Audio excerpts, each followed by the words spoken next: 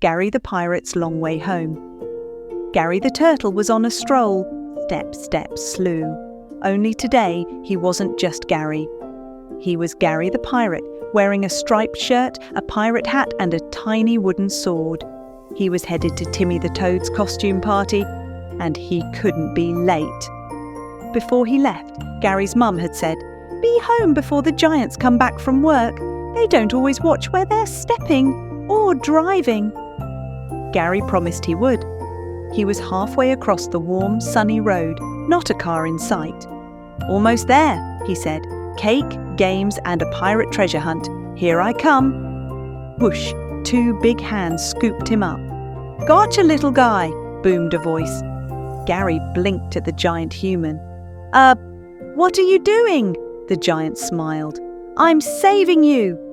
"Saving me? From what? I was going to a party," Gary cried, but it was too late. The giant plopped him down in a strange park. Gary looked around. "This is not Timmy's pond. This is not my home." Box turtles always remember where they're going, and when you move them far away, they'll spend forever trying to get back.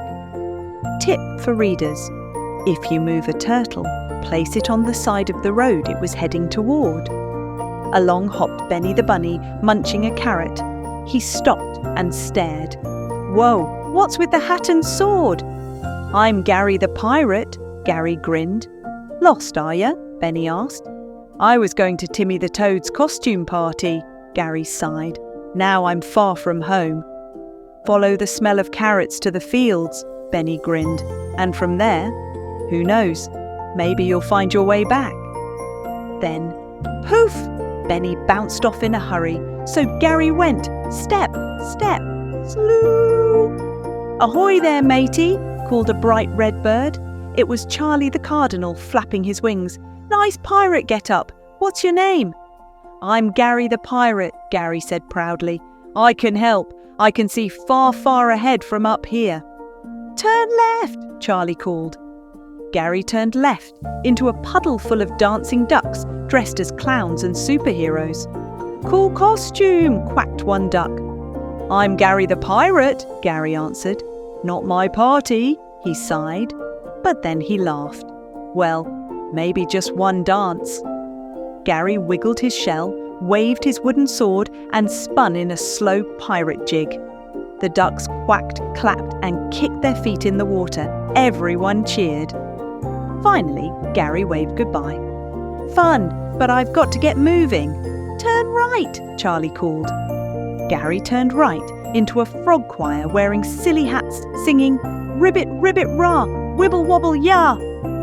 One frog blinked and said, "Nice hat, mate. Who are you supposed to be?"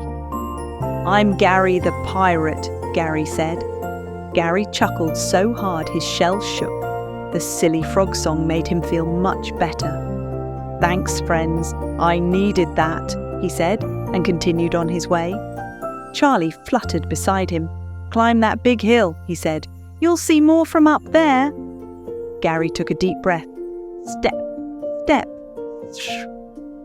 At the top, a wise voice said, "Who goes there?" It was Ollie the Owl. "Interesting look you've got there. Who are you?" "I'm Gary the Pirate," Gary announced. "I know every pond around here," Ollie said. "And I know where Timmy's party is." "But first," Ollie added, "why not join me for lunch? My friend Benny is already waiting."